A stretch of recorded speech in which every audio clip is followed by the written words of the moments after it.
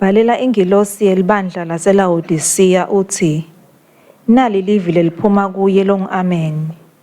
Nguye longifakazi wethembekile naluqinisile. Ungumthombo wendalo yaNkulunkulu uthi, ngiyayati imisebenzi yakho, awucanzi awushisi. Maye bengingathanza ukuthi umane ushise noma ucanze. Njengoba usivuvu ungacanzi ungashisi, ngitakukhafula emlonyeni wami. Wena uthi, nginjingile nginako konke, angidzingi lutho. Kodwa awati ukuthi ungumuntu wenhlupheko, newekuhawukelwa uphuyile, uyimphumbuthe ungcono. Ngawo-ke ngiyakuyala ukuthi uthenge kimi igolide lelolongwe ngemlilo, khona utewuceba. Uthenge tingubo letimhlophe tekwembatha, khona utewufihla bungqunu bakho ukuthi bungabonakali. Uthenge nemuthi wekugcobisa emehlo akho ukuthi ubone. Labo lengibathandzako ngiyabakhalimela ngibajezise. Ngawo-ke shisekela lokuhle uphendvuke. Lalela la, ngime emnyango ngiyangqongqotha. Nangabe umuntu evale ivi lami avule umnyango, mina ngiyawungena kuye ngidle naye, naye adle nami. Lo loncomako ngiyawumhlalisa kanye nami esihlalweni sami sebukhosi. Njengoba nami ngancoba ngahlala nababe esihlalweni sakhe sebukhosi. Lo nendlebe akeve lokulokushiwo ngumoya emabandleni. Praise the Lord. Samukela ngikubonga babe kufundwa kwelivi lakho. In Jesus' name, amen. Ase ubute makhelwane. Unjani? Uyashisa noma uyabanza? Na umbuka wena umbona unjani?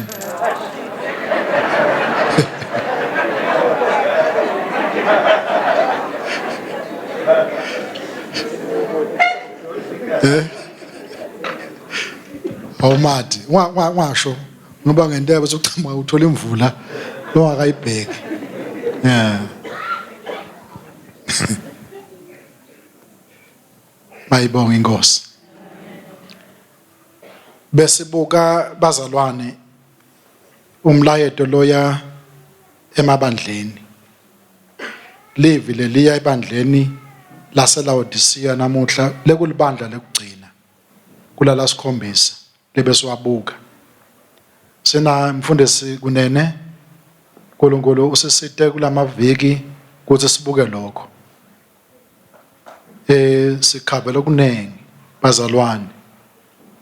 Umfundisi kunene ke abebhima yena kukhona lesinako.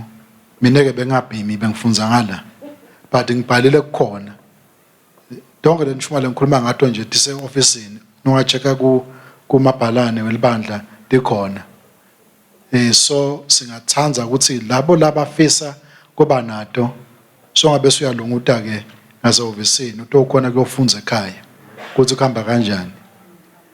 Labane email singakhona nokuba emailela leto nishumayelo kuze ukuthi kungalahleki phansi kuba emaphepha kulamalanga sesibuyele eceleni ngawo sesihamba ngetechnology. So ungathola ne-email sikufakele utokhona kufunza igama lenkosi malibonga. Utawubhalisa ke ku-secretary nawufunako ushi email address yakho sitokhona ukuthumelela leto nishumayelo kuze utoba nato uyofunza ekhaya. Le nombolo 7 uNkulunkulu wadala lizulu nemhlaba lithi ke ku verse number 1 umhlaba wase uba chaotic from verse number 2 sekuba ke ngile mhlaba lesikuwonyalo creative la sikhona khona. In 6 days waqedza uNkulunkulu kwathi ngelanga lesikhombisa wase uyaphumula. Lokusho ukuthi sengicedzile. 7 kusho ukuthi sekuphelele. Kuleli bandla lesikhombisa kungazi ukuthi kule prophetic window kuthi libandla litawuhamba kanjani sesibona kufika egcineni. Sewuthi ke nange emavi lashiwo amen. Amen. Njalo sibantwana bakaNkulunkulu usho ukuthi akube njalo. You never say amen na ungavumelana lokukhulunywa kwakho. Dawuzobe ube sengotini. Dazi umuntu we utakufa uthi amen. Caphela.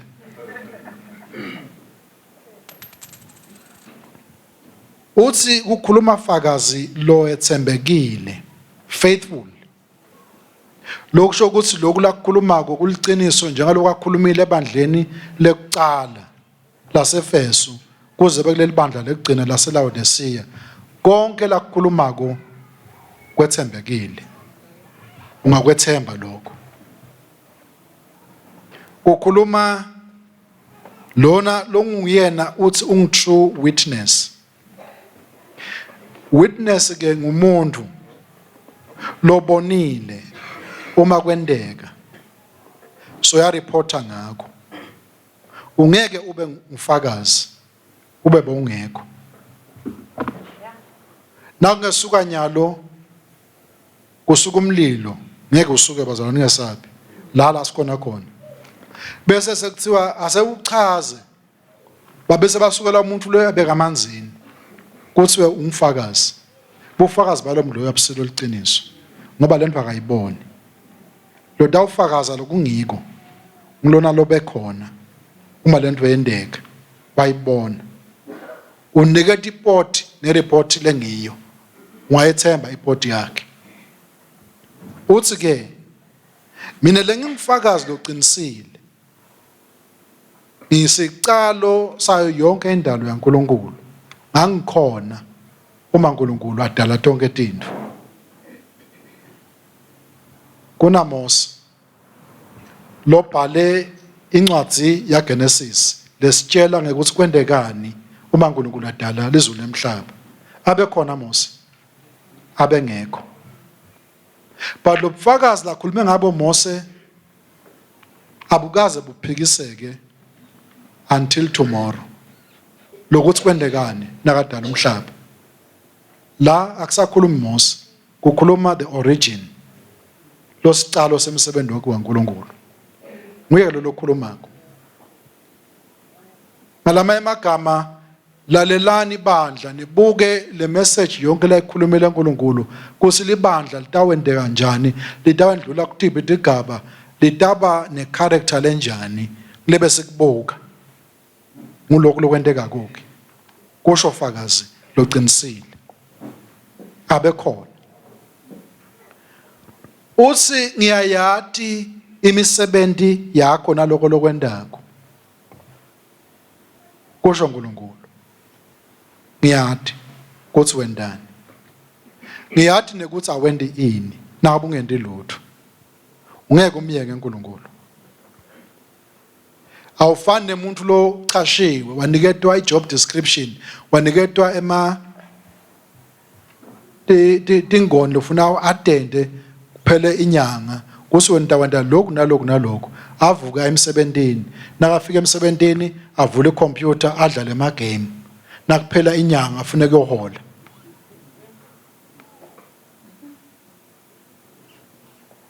Kungendeka umchashi wakho wasemhlabeni uba akakhona ukubona akubhadale kanti kude lokwendile.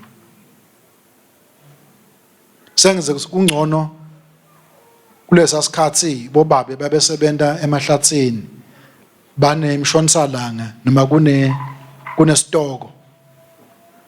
Kulesitoko uba nemaline akho lobuniketwa wona sinayinzima yakho lofuna uyidlale. Uma usoyicedzile singakhona kubala ukuthi ushaya ingaki ihlahla phasi ubhadalwe ngalomsebenzi loyendile. Na utawuvilapha kuphela ilanga ungakacedzi umshonisalanga utawusebenta kuze kophela ilanga angithi. But ekugcineni utawubhadalwa ngalolo kwendile.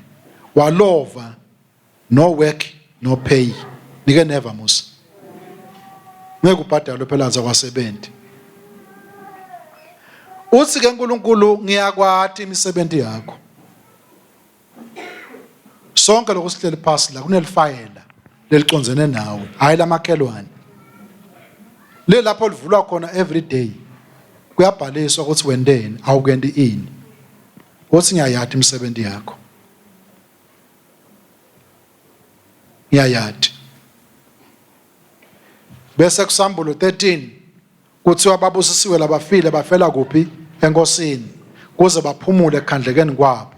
nemisebenzi yabo iyawubalandzela ngeke idukele kamakhelwane itakuwe ngco lo kwentile nalongakakwendi uthi ke uNkulunkulu uyakwadi lo kwendako noma longakwendi. So uthi ke lo fakazi loqinisile lobona tinto letingido uthi nangubuka ngikhanza uyabanza mbo forget ukuthi uthi tiyani makhelwane nakakubuka uthi uNkulunkulu mhlambe ungabonakala kumakhelwane ushisa kuthi lo uyavutha enkosini usho ngani uyavutha enkosini kumbe mina ngidawubona ngale energy loba nayo nasihlangene kuthi uzuba kangakanani kubeka ngekuzuba khona le ngababona bazuba uzobanga lo si kuyajuluka ashise lo muntu emtimbeni angakhuluma ngesondo lemuntu akasho mina bengizubela ngithi bazuba abantu uzu ngathi wena na umbuka ko hayi ya lona uyashisa enkosini uzuba kangaka lo munye nimasithandaza nasingena emthandazweni dawu lengisa umfundisi Mathebula mana akekho nyalo ngakhuluma ngakwedolo usinakathandaza yena ngasiphika netinto kuhlapha ke netinto uyakubona mosiloko uthi hayi uyashisa enkosini angisho sakashisa futhi angisho ukuthi nawe ndanjalo awushisi but into tangaphandle letho uthi nakakubuka uNkulunkulu uthi ngiyagwadi kuthi awubanzi awushisi usemkhathini usivuvu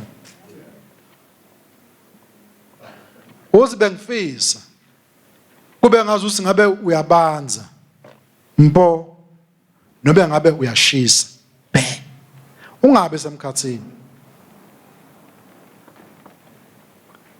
buta makhelwane unjani uyabanza noma uyashisa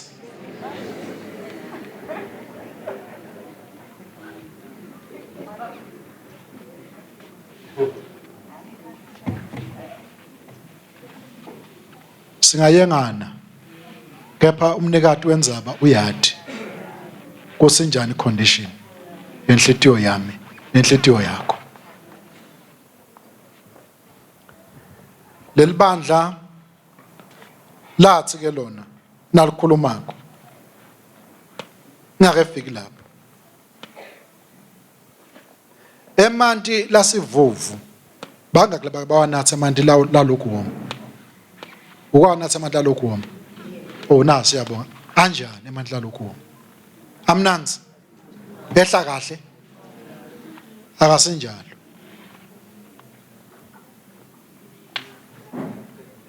dembele tinto lengathi kusemanti lawo lukhoma asebenza kudo empelweni nasebancane sisakhula awusina usuphethwe sisu kunjani batali bethu bende njani bogogo bahleka basicatheka ngithi ungeke wasebenza amandla abanzako lapha ngithi ngeke wasebenza lashisako nango lasebenza khona uma wanatha emanti lalokhu woma enda njani enda kungazi uzofuna kuhlanda uthi ke Jesu uma ngabe ungashisi ungabanzi mina ngidawufike ngikukhafule I will spew you out ngikukhiphe emlonyeni wami nangabe mina nawe emanti lalokhu woma singawathanzi afika siyakule ngekhathi kungazi usikwente kanjalo kuNkulunkulu lakabona libandla leli lokhu woma lelingashisi lingabanzi leli bandla lelimyakula kuNkulunkulu kuthi ngiyafisa kungasi labantu ngabe bayabanza mpo noma bashise be but lokhu basi kuyesidikidikini kwenda inkosi ingajabuli enjani impilo yakho iyabanza noma iyashisa na is a call enkosini kuthi shengathi ngabe uyabanza noma uyashisa uma kungenjalo ngiyeda kuwe ngitawufike ngikukhiphe khona kulomlando lesikhulume ngawo ngelibandla kusukela kuleli bandla lakhuluma ngalo babe kunene the dead church lelahlaseleka kwehla standard la ngasamethi standards saNkulunkulu. These things went down the line. Kwafika isikhathi ebandleni laNkulunkulu lapho khona libandla selingipholile labanza mbo everything kuba ngazuthi stationary ngazuthi ngipholile. Uyabona nangabe ungena ebandleni kwaba nelibandla thite le kwakuthi na ufike kulo na utawukhonda uNkulunkulu kufune uhlale phansi ubambe isimilo. Na ukhonda kahle awunyakathi kakhulu. Hlala nje kahle yabona ungaphazamisa uNkulunkulu kungazuthi safelwa nguJesu. Na usocala unyakathi wendani manje bayakubona lokho. Kwefika isikhathi libandla kwathi liyabanza mbo John Wesley weMamethodist wathi le nto ngiyikhona le. Waphuma wacala inkonzo ngaphandle kwaleli sonto walishiya leli sonto. Kwaba nemlilo loba ukhona lengaphandle basi bantu ngathi kuyavutha ngala babunganyela khona abantu because kubanza kufika nje into emgcwabeni into enkonzweni lalibanza leli sonto baphuma bangaphandle. Kungathi inkosi yasezulwini nayibuka base uyabuka ebandleni leli bandla ngathi selibanza mpo sekude spiritual heat.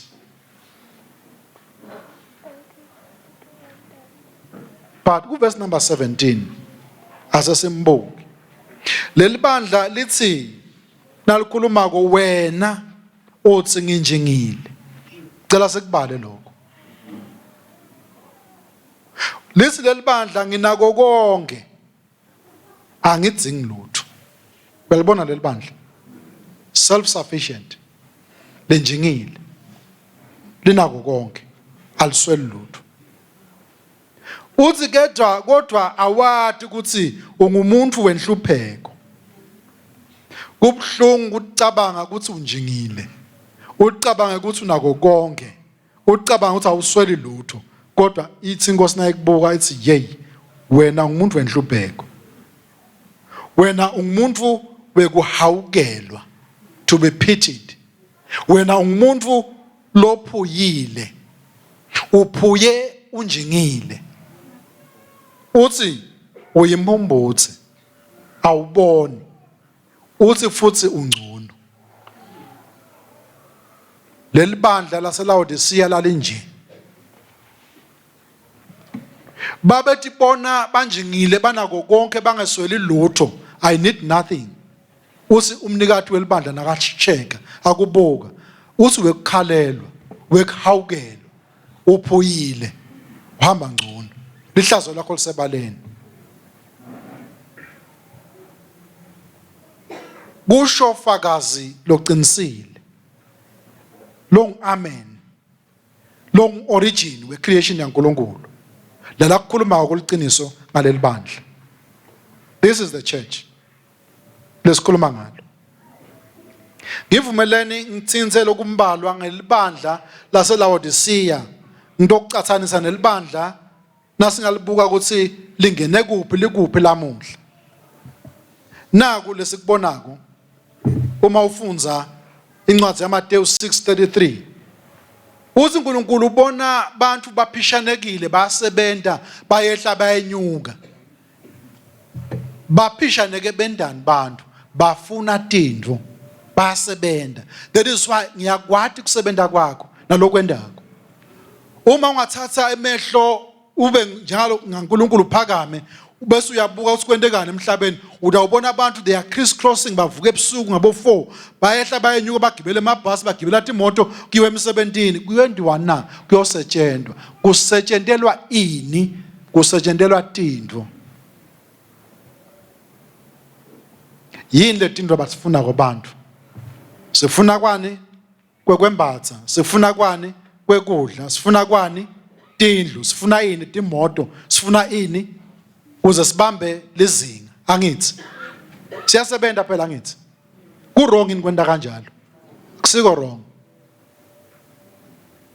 But ku wrong nangabe all that you will do lo tawukwenda ngiloko. Ku wrong mangabe kungiloko. Lizinga lasemhlabeni lento akusileli bandla letibone lithi lona linjingile. They thought bacabanga ukuthi banjingile. Bacabanga ukuthi banetimpahla letinengi abadzingi lutho. Bafocasa etintweni tasemhlabeni. Ngicela ungivotele lesithombe sami ke lesisivete ekseni. Ngidogijima kuso.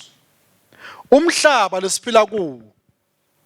Uthi uma uphila utelwe uphile emhlabeni. Naku lokufuna ukugijimela. Empilweni yakho seyongana. Gijimela ini? Number 1, gijimela kufuna tintfo letiphatsekako, material things.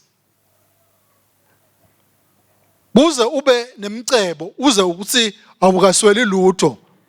Yiba ngumuntu lonjingile. Kunjinga kusho ukuthi unako konke, you are rich, you have got possession. Impilo yakho ayisweli lutho. Uthi ke umhlaba na usitshela nathi nofuna ukugijimela ikakhulu kakhulu esekusigijimisa kulamalanga imali. Umhlaba uthi imali iletha inkululeko. Gijimela imali. Umhlaba uthi imali iletha isecurity kumuntu. Funa imali kuze ube secure. Umhlaba uthi imali is what matters. Ngibona makhonya emhlabeni. Hamba ufuna imali. Umhlaba uthi imali ingemandla is power. Umhlaba uthi imali ingiyona lekala ukuthi ushisa kangakanani ukulipha lizinga. Imali. Uthi wena njengemuntu kuze sekukale ukuthi ungakhuluma nemphakathi nemangweni. Sitawubuka lo ukuthi unamalini. Na uthi imali utawusitshela ini. Bazi kwasho lo munye make efike emhlanganweni lo munye umango. Yasi lendoda yakhe yasukuma iyokhuluma. Wasi lo make hayi wena ke sibanibanyana hlala phansi asekukhuluma emadoda asibili. Abekushiso yini lo make ngobuya mathi lekhaya ukuthi siphila kanjani. Uyakubona lokho. Uma ufika emangalweni usawukhuluma khona nakuqhamuka umuntu lo nonetimali watiwako uthi lale tholani ke sekukhuluma ke manje emadoda asibili. Na usuku umngena lutho ungena ngomo ungena uluphoya bathi akakhuluma cetha uyasibambelela lo udasitshela ini lizinga lasemhlabeni lelo bese abantu bayengeka bacabanga ukuthi ngoba unemali unetinkomo unemabhasi unemabhilidi bese ke kungazi ukuthi ngibona lokukhulu emhlabeni. This is the world view. Kwase kaphethana kwenda kanjani la?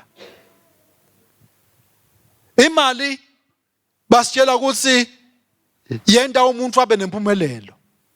Imali bathi ikuniketa ama options. Imali bathi iletha injabulo kumuntu. This is what the world is focusing on. But now ubuka live la uNkulunkulu. Live la uNkulunkulu lithi imali kungenteka ikudukisa. Now ufunza 1 Timothy 6:7-10. Lithi iBhayibheli liseta emhlabeni sonke sasingena lutho. Kude lwatalwa phethe imali esandleni sakhe. Not even one. Futhi nase uhamba emhlabeni uya kuNkulunkulu. Ngeke uyiphathe imali. Noma ngabe unemabhasi, noma ngabe unetitolo, noma ngabe unani, ngeke ukuphathe. Kuyawusala ngala. Angithi bazalwane. Lokho kuyengeka. Na utawufocusa kuko. Ucabanga ukuthi mina unako so usimile. Kufa abantu banema bank accounts ema-billions. Afe awashiye. Nase kufike kufeni. Lela siyakhona akubodwa imali lonayo. Yilo yethwalako. Nonganaka level la uNkulunkulu kuthi lithini. Iworth yakho ayibalwa imali lonayo ebhangi. Kusi unelizinga lenjani empilweni kunakwa kuphela ukuthi uNkulunkulu uthi 10 ngawe evini lakhe waconnecta kule live laNkulunkulu udaba ngiloko lathi uNkulunkulu ngikho angithi bazalwane nayi focus lekufuna sibe nayo ioption ayichamuke emalini liBhayibheli lithi kuye lo nemandla kwenta ngetulu kwaloko konke lesicabanga khona lesingakucela uyathi na ufika la ukhanza khona ukuthi simo siyakushubela siyofika egcineni usinase ucelile usinase ucabangile kungasofike ku ceiling uthi uNkulunkulu mina I will do more nanke ama options achamuka ngakhona abachamuka emalini because ube bechamuka emalini ngabe labanje ngilabafi but awusina ufika la khona simo sesicakile uthatha imali uyifumbe kule inkinga inyamalale but inkinga ayihambi ngemali yanjiswa ukuthi uNkulunkulu uthini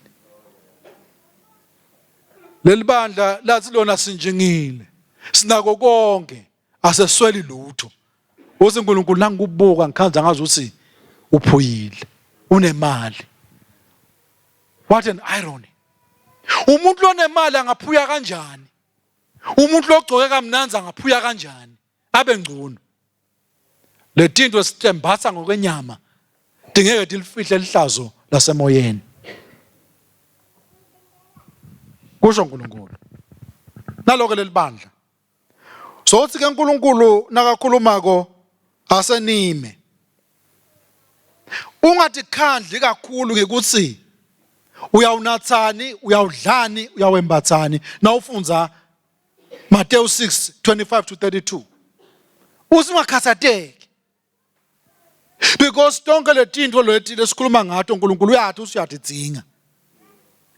Uma ungafocusa kahle empilweni, letinto tawengedelwa kuwe. Impilo yenkhulu kwendlula kwembatha. Umtimba ungetulu kokwembatha. Uyakubona lokho? Because uNkulunkulu uyakwathi kumnaka umuntu wakhe. Uma kukhuluma naleli bandla uNkulunkulu ukhuluma ngekuthi njengaloko uyengekile wathi khanza kungazi usiloko umcoka kulolo nako ngifuna ukukutshela ukuthi letinto leti ngeke tikusithe wotani kimi ndawuthenga ligolide leli hlanjululwe emlilweni kuze ndawuceba sibili uthi wotani kimi ndaniketa timbatho letimhlophe kuze ndawufihla lihlazo leni lokho kukhuluma ngimnotho sibili ngilele sitakuthola nasifocus kuNkulunkulu sente lokushiwo uNkulunkulu lene bazalwane ngalokuthi thina nawe siyendlula kulomhlaba na uphila lamhlabeni uphile only ngiyabekisa na utawuphila a long time maybe utawufika 120 years emva kwalokho utawende kanjani you are gone but now ufika ku eternity ayipheli perpetually uyaphila. Umuntu lo short sighted ngekusho kweliBhayibheli ubuka the here and the now adopte iview yasemhlabeni ukuthi uceba kanjani unake imali ekushiyeteni imali singade sasola bazalwane kungoba uma sidalwa sifike emhlabeni uNkulunkulu wathatha umhlabathi wasibumba ngawo wase uyaphefumulela emakhaleni umuntu waba umphefumulo lophilako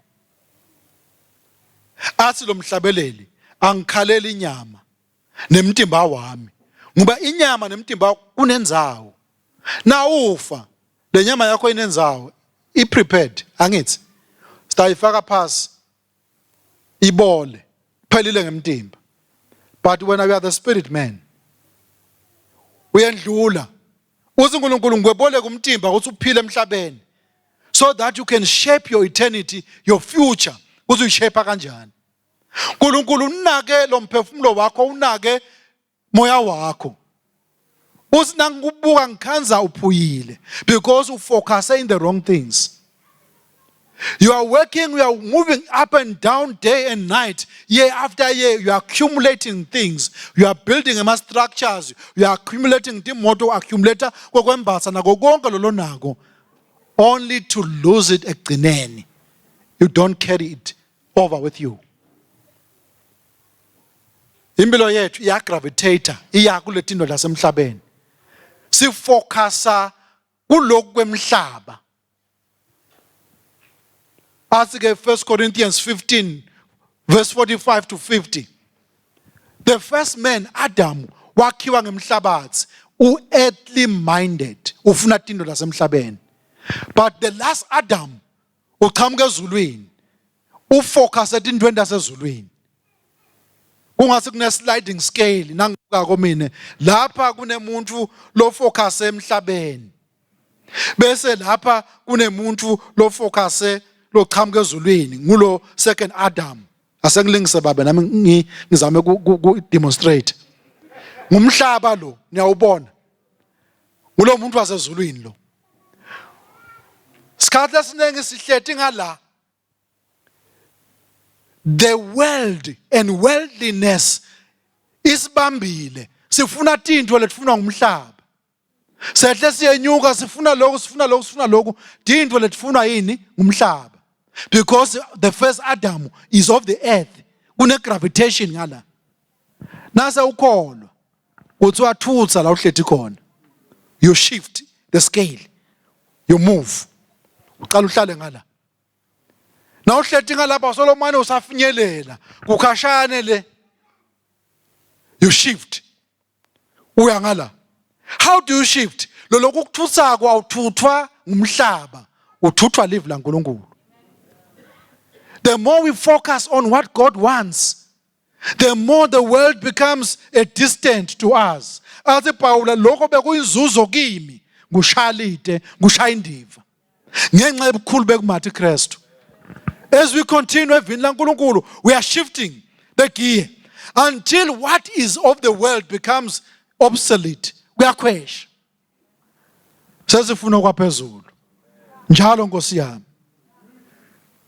Uma ngifika la le tinto temhlaba lengitholako ngidibeka ku perspective lekahle ukuthi uyathi kutsini ungathathi uhiphe and save things emhlabeni lapho kunelisela kunenundu ifike yebe nemasela afika abreak astile.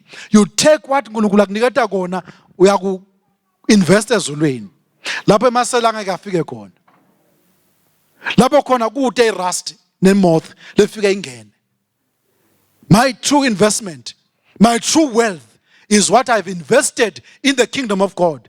I am heavenly minded because I know because this cuts mangahlala 120 years. When you compare to eternity, actually kulide lokho. Likholwa lelibanzako lihlethi la. Liyabanza mpo.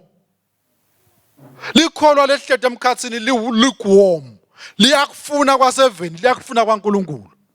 Uthi kaNkulunkulu nangikubuka ngikhanza uhlethi ucamalatile usemkhathini. Uthi Jesu shengathi ngabe uyabanza. Noma ngabe uyashisa. Uma uhlethi la emkhathini, uthi I will come and spew you out of my mouth. Inkosi ayibafuni abantu labeme emkhathini. Labafuna ngala, bafune ngala. Inkosi ithi phangisa ukusheshise udecide ukuthi ume ngakuphi. Shengathi ngabe uyabanza noma uyashisa. Uma kungenjalo, I will come. Ngukhafula. The worldliness nanaka ama character lamathatu according to 1 John 2:15 and 16. Ngicela kufunza lelo verse ngento yabe verse legcina lento alufunza bese sengiyaconclude ishumayelo. 1 John chapter 2. Uthi lapho uNkulunkulu ngifunza kahle yini? Hayi ngathi akusuye ngibani lo? Ungathanzi live netinto 7 ngibani first John ngibani bazalwane bafundi beBhayibheli sekulahleka verse lami la. 1 John chapter verse 16. Thank you. Asa ngifunzeleni ke lelo verse lelo ke. Nangabe akusilo leli kusho umfundisi kunena akusimi. Funzani bazalwane. Aw amen. Yes.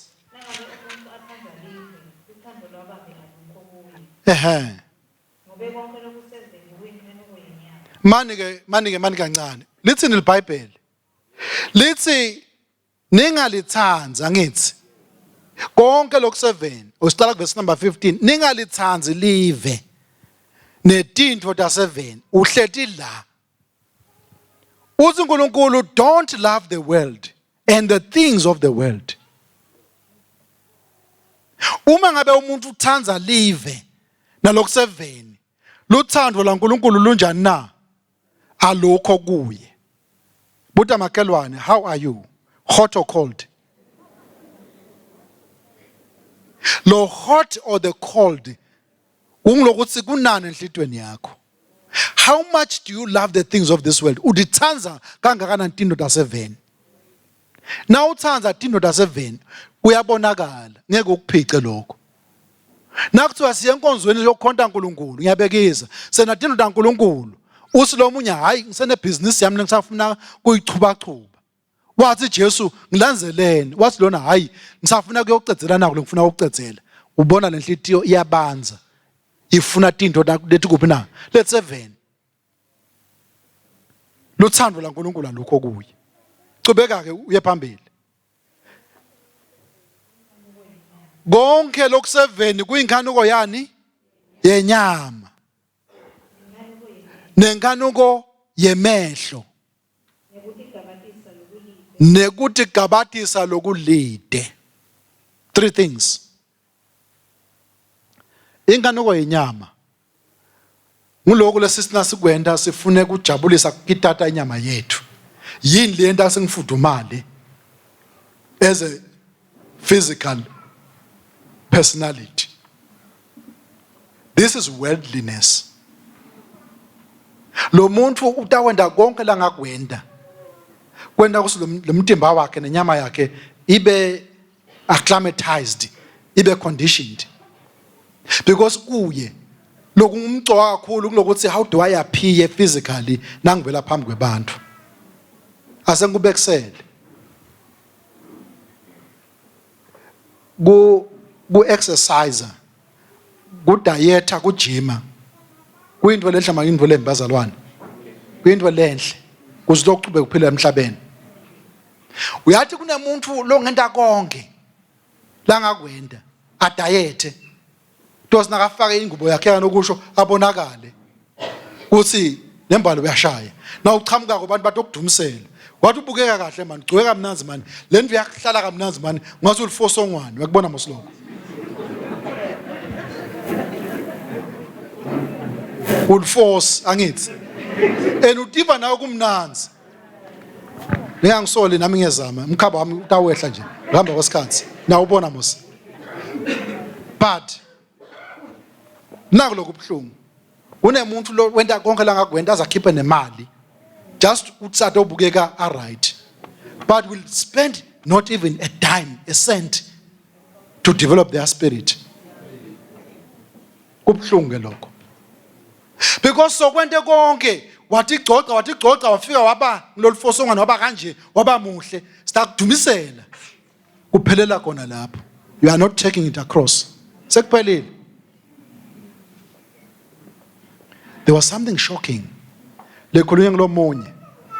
Uthi uyefika kudokotela. Kodokotela bakhona nabonesi. Uthi lona nakakhulumako mina ngiyathi gcoca angikudli lokho angikudli lokwa ngoba lokho bese kuba nemthelela kanje kube nemthelela kanje. I'm not going against lokusho bodokotela nabonesi. Never mos. Uthi lo dokotela nasa ukwende konke lokho ngeke ufe yini. Uthi ngidakufa. So uthi lo dokotela you want to go uyezulwini with sibinzi sakho lesi 100% phelele. Dinso dakho 100% phelele. Uyakubona lokho. Angisho ukuthi kube njani. But khona le ngayiva lapho nakakhuluma ngayo. Kusekugcine nase ufa. Noma ungahamba inhlitiyo yakho iperfect. Nediso zakho iperfect. Sekuphelile ngakho. Ngoba lokho kwalamhlabeni. If you focus kuloko kuphela wekhalelo and neglect what will go into eternity. Konke lokusemhlabeni inkanuko yani yenyama. Konke lokusemhlabeni inkanuko yemehlo. Covetousness. Kuthi nangimakhelwane uhamba ngeMercedes Benz, mina ngithi Mercedes Benz. I want this Mercedes Benz. Kukabi indoko bazalwane. Angisho ukuthi kukabi ku-aspire to have, ube inspired by others. Kuze uyayidinga ufuna kuhamba nayo imoto nayo. Khona nami ngiyibonile nje kulamalanga. Mangolo ngiphela ithuba ngiyokugcina ngithengile. Kulawo malanga, but not kwanyalo kusese nakele tinye tinto. Uyakubona lokho. But if udawugcina kuloko kuphela, wekhalelo. Inganoko yani yemehlo. Covetousness. Ngifuna naku kubamba lizinga. Lokusemhlabeni yini inganuko nekuthi gabisa ngaloku kuphila. Pride in life. Ngeposition. Ufuna status. Kuthi nami ngifuna kungena ezingeni. Angifuni kusalela ngemuva. Sebane ama iPhone, nami ngifuna kuba ne-iPhone into ngena ezingeni. Nale iPhone masowunayo, lo dawukwenda udawushaya, u receive, you call and you receive. So ucedzile. Fane nami. You spend so much money, but the things that are in the iPhone you are never using. Ngifuna ukuthi nami nangikhipha ngesabi ukuthi khoshu. Nase bashutha nami ngishoot, angithi. Sengicedzile. Kukabi uba ne-iPhone, akusikabi, ku right. But utilize the things that the iPhone. Sometimes siyathenga tinto ngelizinga, into yasemhlabeni. Worldliness. Nguloko. uNkulunkulu uyathi bengafisa ukuthi uteke imuntu othenga ligolide. Leli ngilona mbamba lengasi refined and tested by fire. Because the true riches lakha i-character yomuntu, they go beyond the grave. Uma uhamba uyangale ngiloko lo dakuthwala i-reputation sitawufika sigcine ngayo emathuneni emangcwabeni say hey maye abenje i-reputation sesicedzile. The moment lehla lelibhokisi umtimba ungena phansi, reputation is finished. Bese kuya ngale i-character ukuthi injani impilo yakho. Ubusisiwe umuntu lotawuhamba thenge ligolide esibili. Because the character letestwe ngemlilo. Yenda lokuthi sowuthutsile ngala, sowuhleti ngala. Nasa uhleti ngalapha le tindwa lasemhlabeni tiyaphela in comparison. Sowufana na Jesu. Wendani Jesu? Bafika kuJesu bamkhafulela. Ngematha ngithi. Bafika bamukula. Ngempama. Profeta usushaya ngibani? Bamkhafulele. Wendani Jesu? Wabafaka elayinini. Kuze ndanikhombisa angendiwa nje mina. Wakwenda Jesu lokho. Akazange. Wabinzi. Waze wayesiphambanweni. Nakafika esiphambanweni bodwa ukucabanga ukuthi wena nyalo sengithole ithuba lekugcina lemazulu. Ngikhuluma naNkulunkulu mina kwehla umlilo nyalo kwendeke into. He could have called 10,000 angels didamkhulula. Uma sesiphambanweni uthi babe bacolele. Because they don't know what they are doing. Umuntu lo focus etintweni tasezulwini. He knows. Kusinoma ungakwenda lo lokwendako. But ngeke kungibambelele mina kungithiyele into leyo. Utendela wena. Mina ngifocus ezulwini. Kungaba ntoni manje lezongibamba? Ngifuna inhlitiyo lemhlophe lethecwa. Usho njalo. Usinake fika la uyatikala tinto. Yebo khona nginyathelekile kwaba buhlungu. But uma ngibuka ukuthi nase ngikuphendula ngalendlela ukuphendula ngayo ndabe ngakha ini.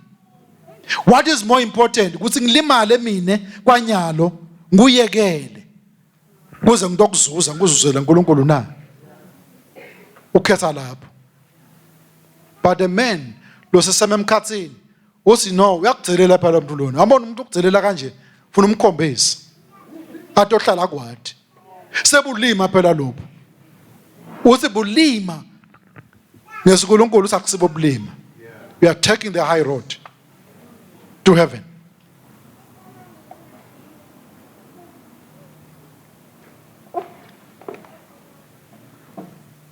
Uthi uNkulunkulu lapho lengibathandzako ku verse number 19. Asesifunze verse number 19 sesesiyavala.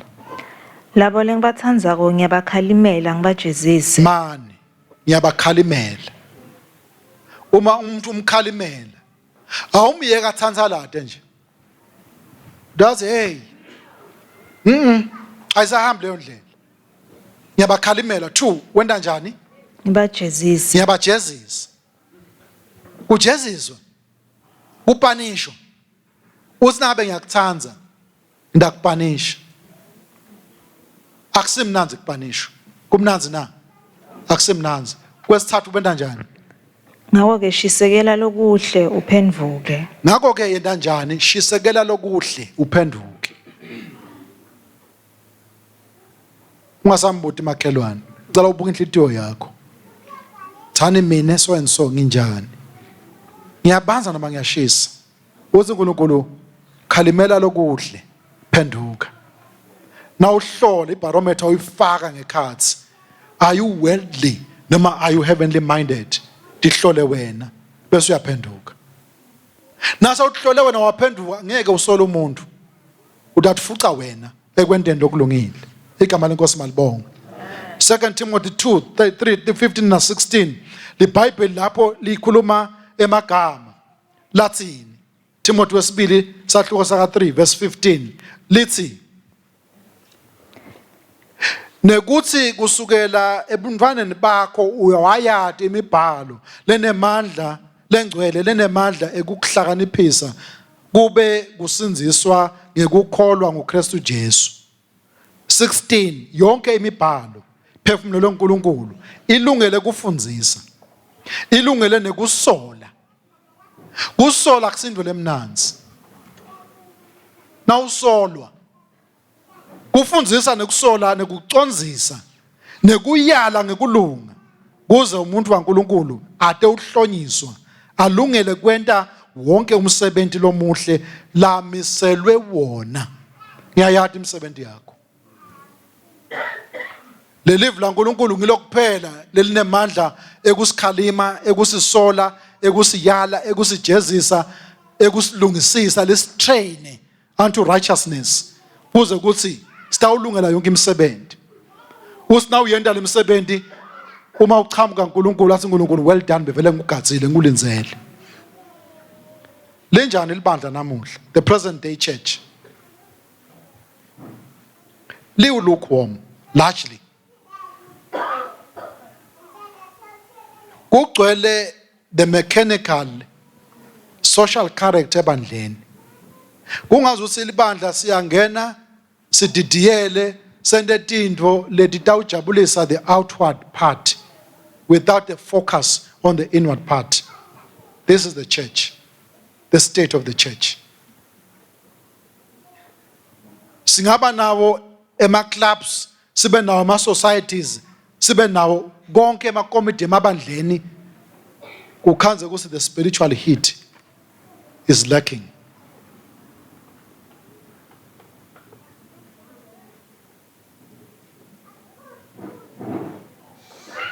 Ema buildings sinawo mahle siyawakha ayakhanga.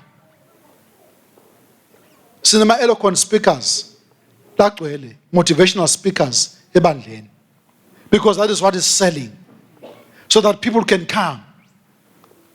They follow eloquence of speakers but the spiritual heat sekhona yini poor. Others go to the extent of hiring emakwaya lasihlabele esontweni la polished kahle sisangefiki lelo zinga but kuyenteka letinye tindzaba many of their members esontweni they are worldly banaka tindoda semhlabeni kude loku attracta kangako. Ubona ngani sinema buildings lamahla ngisho lakhaya ngikhuluma ngelibandla kule state esikuthi ma buildings lamahle siya praise I singing nema preaching ethu mahle ma preaching zethu nema sermons zethu konke kuhamba kahle sinema PowerPoint sinako konke lesingaba nako ema services are very attractive kuze usumuntu longenako azi yadel sondo lenda kahle hlabela kamnanzi lidansa kahle choreography lekhona imnanzi esondweni but the spiritual heat lesenda umuntu nakasuka enkonzweni abe atsindwe uNkulunkulu usesekhona yini ibarometer uNkulunkulu ngileyo akabuki lo lokungaphandle uNkulunkulu. It is good, but God checks inside the heart. We talk of meetings to deepen our spiritual lives. My Bible studies, prayer meetings, conversion of the souls, and winning souls. The great commandment and the great commission is hardly an issue kulamalanga. People can come to church. Now usasingenele tifundo. Njalo kulibandla lalento ecaleni. Uthiwa bakhuthathela njalo tifundisweni ndebapostoli. When you call for meetings ekufunza nekuthandaza. No. I don't have time. Is the state of lukewarmness. The lukewarm church will never go to prayer meetings. They will never go to Bible studies. You call them. They will look at you. I get desk cards. I don't have time to study the Bible. I don't have time to pray. But I'm a church member. I go to church. Lukewarmness. That's the state of the church. You call the revivals, they come 1 week. We go back to square one. That's the state of the church. Lukewarmness. I wish you were either cold or hot. I will spew you out of my mouth. The trouble with the lukewarm church is that we think nothing can be done without money. But as we have seen, money is not an answer. You can have all the money in the bank account, but the money is never going to convert one soul. What will convert the world? The world is the spiritual heat. Lesenhlitweni emzalwane. Longa na umela umfundisi, amele lithende. Nakushisa la ngekhathi kuwe, umuva uNkulunkulu ngekhathi kuwe. When you see the world dying, awuthunywa ngumuntu, uthunywa uNkulunkulu. Share the gospel with somebody. Injani hit ngekhathi kuwe. Uma ngabe sibona abantu bafe, bayezogweni. Singakungasithenzi lokho. Kusho ukuthi ibarometer kuyabanza. Noma si lukewarm, si indifferent. Uthi Jesu, I wish you were hot or cold. As to the matters and things of the spirit. Kusho uNkulunkulu. Ucela lokho uNkulunkulu namhla ekseni bathandekayo ebandleni lakhe eKwaluseni. Uthi ngibheka ngimile ngasemnyango ngiyancongcotha. Uma umuntu eva livi lami avula umnyango. Ngiyawungena kuye ngidle naye adle nami. Nasi lesithombe lenginaso sengigcina. About the excluded Christ. Kristu losokhisho wabekwa ngaphandle. Uyefika uta kubakubo emaJuda. Bafike bekubo bamreject. Abamemukeli. When he turns to the world crucified him. Lambethele esiphambanweni. Bamthatha bathi kuPilato umbethele. Wabathe Pilato uyamzamela. I find no fault with him. What must I do with him? Bathi bona crucify him. The world crucified him. Wase uthi hayi sengidawusala ngikhosela ke ebandleni. Kulabantu lesengibafele baphenduka. Wangena ebandleni. La sacala khona nawufikako ukuthi ukhuluma lomile lophethe losemkhathini wedibane letisikhombisa. Ngubani lo memkhathini wedibane letisikhombisa nguJesu. Ledibane letisikhombisa kulamabandla lasikhombisa. Udikhanza manje akasekho nasekhathe ebandleni. So ngaphandle kwelibandla. Kwendeke njani? Uke waba khona ebandleni. Baqhubeka bamkhonda uNkulunkulu. Basi basamkhonda uNkulunkulu base bayamkhohlwa umnikati welibandla. Umnikati welibandla wasuyacala uyadeda kancane. Uyadeda kancane. Lelibandla liyachubeka liyakhonta manje selikhohliwe ukuthi lona lokungiyena sihlangane ngaye akasekho emkhathini wethu. Base bona bayachubeka bamkhonda kanti sophumele ngaphandle yena. Kubhlungu kuba ukhonta uNkulunkulu ungathi ukuthi sokhweshile kuwo. Whether they did not recognize the time of their visitation, baqhubeka as normal, angasekho emkhathini wabo. Inkosi seyikhanza imile ngaphandle iyancongcoza. Babhizi bayahlabela ngekhathi, bayashumayela ngekhathi, benta konke ngekhathi, banako konke, uyancongcoza usengifuna ukungena. This is a sad state of a church. Leli ngabukeka ngaphandle linako konke. Mechanical ongathi nodachubeka, but the spiritual heat is no more. Ngekhathi ebandleni. Umile ngaphandle uyancongcoza ufuna ukungena. Indlela la ngabuya ngayo kulelo bandla akusivoti kuthi sivote. Kuthi umuntu ngamunye avule yakhe inhlitiyo. Nkosi, uma ngabe bosongaphandle lo mlilo bosongulahlekele. Can you rekindle the fire inside of my heart? Asekubuyele kimi the spiritual heat. That is how God will come in and back into the church. Muloko inkosi lecela kona namhla ekseni. Kuthi ngilona lo vale message asawuhlola inhlitiyo yakho. Uthi ungayihlola inhlitiyo yakho ubone stage lokuzo. Kushifte wena usinkosi ngimi lo. Ngiyafisa kangaka ukuthi upana uphenze ubuye ufake lo mlilo. Libandla lisasukuma sitawuthandaza. Kwangathi uNkulunkulu angawuphonsa lo mlilo. Awente lo mlilo ufudumale osepholile. Netitha tethu sitithanze ngalolu thando lesesilitholile. Sifocuse ku real gold. Sifocuse kuloko lokumetha kakhulu uNkulunkulu. Singathi khohlisi, singathi yeke.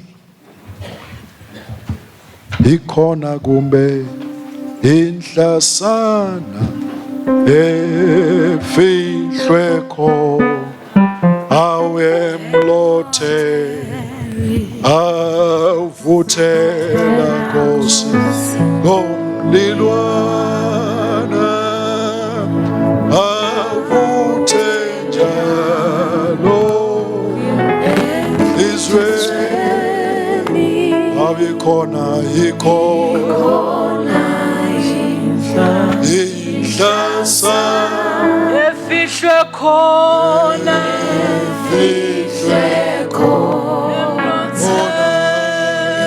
emlothe uthela Nkosi